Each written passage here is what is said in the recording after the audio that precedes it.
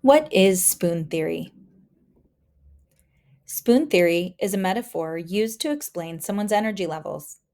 If you or someone you know suffers from an invisible disability or is neurodivergent, you may already be familiar with spoon theory. You can also think of it like a battery. When the battery is fully charged, everything runs smoothly. When the battery is running low, things become slow or stop working altogether. Most people wake up with a fully charged battery from sleep the night before, or a limitless amount of spoons. Now imagine waking up with a random number of spoons. Yesterday, maybe you had 50. Today, only 30. Just getting out of bed takes a spoon. Taking a shower takes another. Getting dressed and taking medication each cost an additional spoon. Making breakfast may take multiple spoons. Do you want to spend an additional spoon cleaning up after making breakfast or putting the final touches on your look for the day? Can you afford to? Can you afford not to? Additionally, driving to and from work, school, or running errands will cost a few more spoons. Able bodied or neurotypical people pivot from one task to another effortlessly.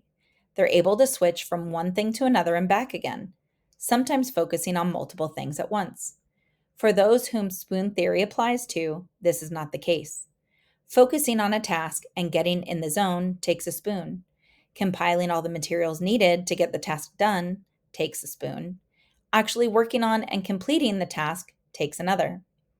As long as the next task falls in the same category as the previous, it won't cost an additional spoon.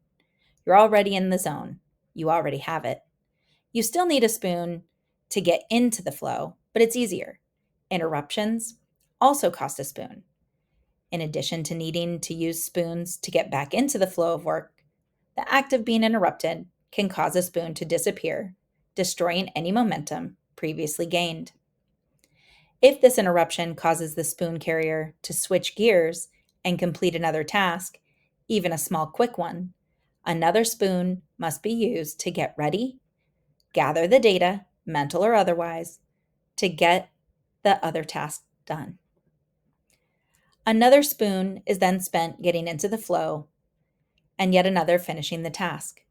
Now they can go back to their previous task and get all their materials again, costing another spoon. And then they need to regain that previous flow, which is still another spoon.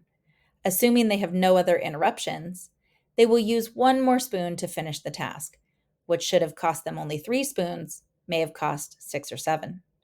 Additionally, just because someone was in the flow and working making calls doesn't mean they can switch to calling to pay a personal bill. This type of task may be more difficult and cause a person to expend more spoons than they have available, or cause them to avoid the task altogether. Going to the grocery store after work takes several more spoons. If you woke up with only 30 spoons for the day, you are now running dangerously low on spoons.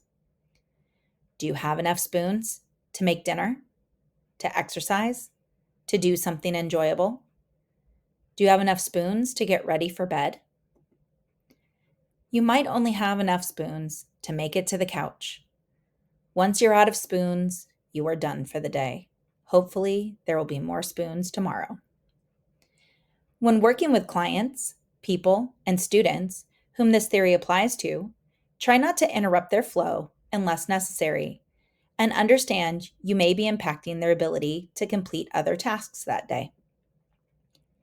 If you have something that needs to be done which is not currently suited to the flow they're in, try to give as much warning as you can so they can adjust their spoons. Also keep in mind the number of spoons they wake up with is random. Just because someone woke up with a seemingly limitless amount of spoons yesterday does not mean that the same will apply today. Now that you have an understanding of spoon theory, how can you apply it to yourself and the other spoonies in your life?